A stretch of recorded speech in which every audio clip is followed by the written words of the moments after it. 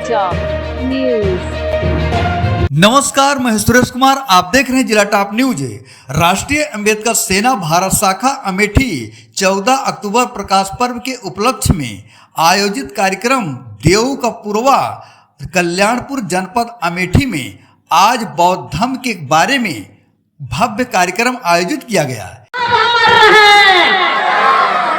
बाबा साहब अमर हैं, जब तक सूरज चांद रहेगा, जब तक सूरज चांद रहेगा। से राष्ट्रीय महासचिव हैं अंबेडकर सेना के। भोला प्रसाद वर्मा जी, आप आदरणीय। इस कार्यक्रम के मुख्य अतिथि राष्ट्रीय अंबेडकर सेना के राष्ट्रीय अध्यक्ष एडवोकेट उदय प्रताप कोरी ने कहा, जाति आरक्षण और भागीदारी को लेकर और क्या क्या कहा, देखें इनकी खुद की जुबानी।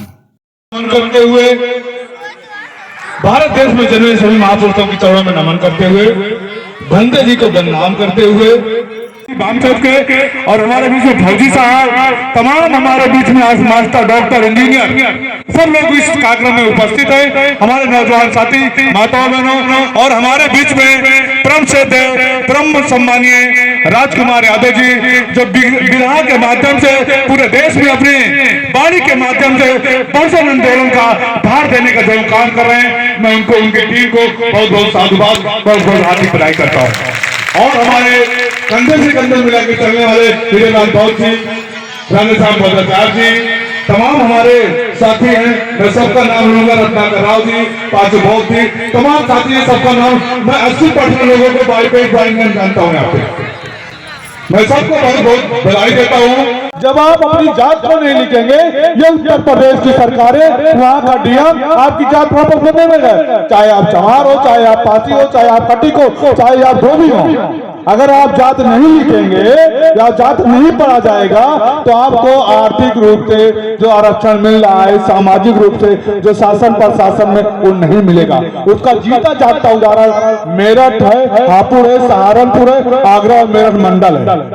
इसलिए मैं आपसे कहता हूँ, आप बौद्ध लिखिए, मगर अपना जात वहाँ में जो है, आप जो जिस कौम के हैं उस कौम को जरूर लिखिए। अगर आप नहीं लिखेंगे तो आपका आरक्षण स्वयं बंद कर देंगे, उसकी भागीदारी आप स्वयं।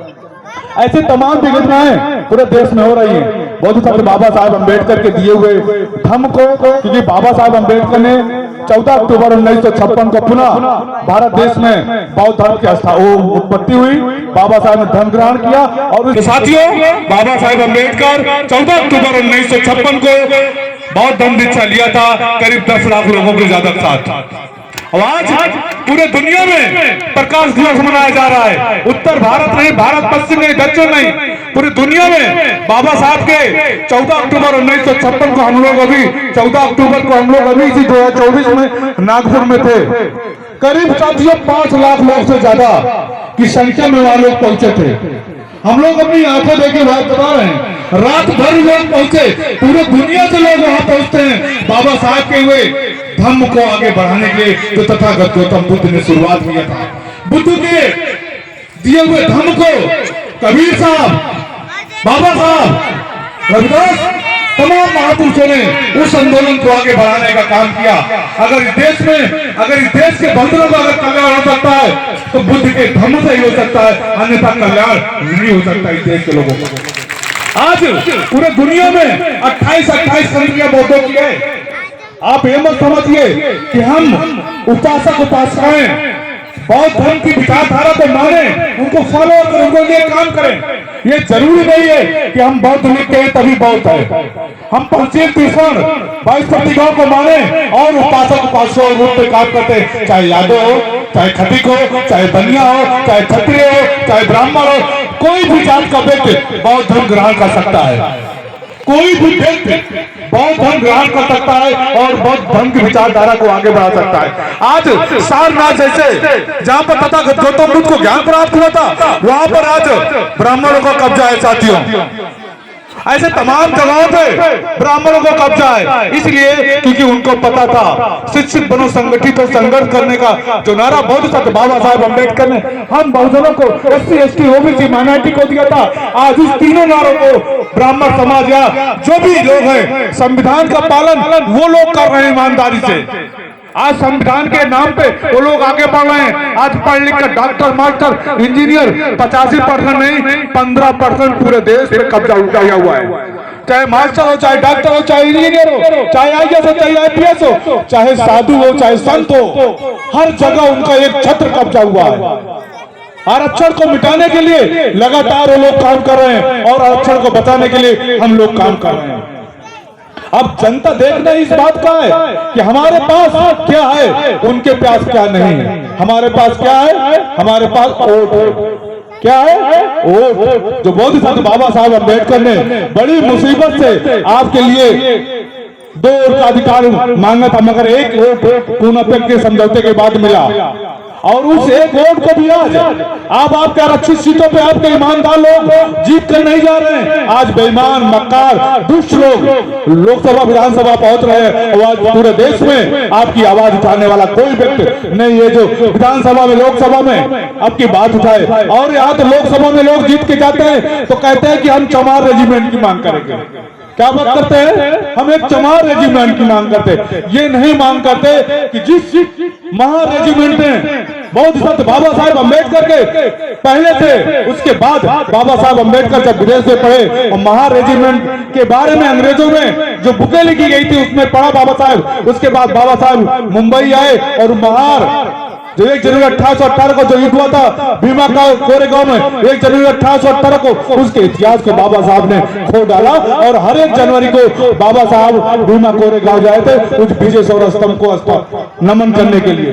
तो पूरे देश में महार रेजिमेंट की मैं मांग करता हूं, महार रेजिमेंट होना चाहिए। उस महार रेजिमेंट के नौजवान जो 500 लोगों ने 28,000 बाजीराव पेशवा को कत्लेआम कर लिया और वही जीत गया, उस महार रेजिमेंट की मैं मांग करता हूं पूरे देश में लागू होनी चाहिए। मैं किसी एक जात भेद की बात नहीं करता हूं, उस महार रेजिमेंट की बात करता हूं। ये संगठन एक जात विशेष की बात नहीं करता, एक कोरी चमार पासी खटिक भंगी की बात नहीं करता, ये बहुजन की बात करता है और बहुजन इसके लिए संगठन काम कर रहा है। इस संगठन में सभी, चाहे जिस पार्टी और संगठन में आप काम करते हो, मगर जब बहुजन मूवमेंट की बात आए, अभी आपके बगल में बलदुद्दपुर में स्वामीनाथ कोरी की हत्या हो गई, कोई व्यक्ति नहीं गया उनके घर। मनोज कोरी तुलापुर की हत्या हो गई, बहुत कम लोग गए। राजेश कोरी की लाकत में हत्या हो गई, कुड़वार में कम लोग गए। क्यों? मुकेश कोरी के लड़के की हत्या हो गई, मार के तालाब में फेंक दिया कूड़ेबार थाना के अंदर। सतेंद्र कोरी की हत्या फतेहपुर में हो गई, क्यों राष्ट्रीय नेता नहीं पहुंचता? फतेहपुर में अर्जुन कोरी की बेदर्दी तरीके से मारा गया, उसको बांध करके तालिबानी का, क्यों नहीं आप लोग वहां जाते?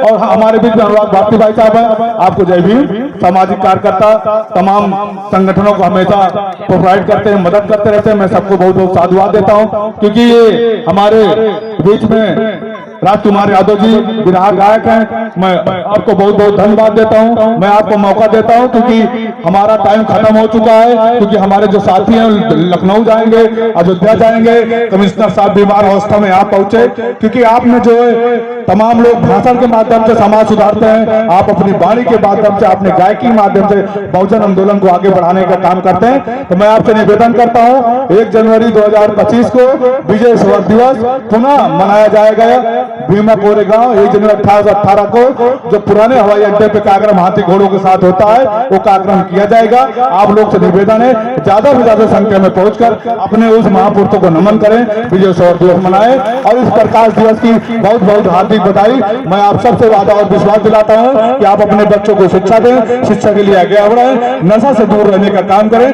क्योंकि बुद्ध का दम तभी सफल होगा जब लोग हम नशा से दूर रहेंगे और बुद्ध की विचारधारा को मानने को तैयार रखें। एक बार पुनः अम्बेडकर के लाल अमेठी के सभी पदाधिकारियों को, सुल्तानपुर के सभी नौजवान साथियों को, अमेठी के सभी क्रांतिकारी साथियों को, माता बहनों को मैं पुनः दिल से गहराई से नमन बुद्धाय जय भीम करता हूँ। साधुवाद।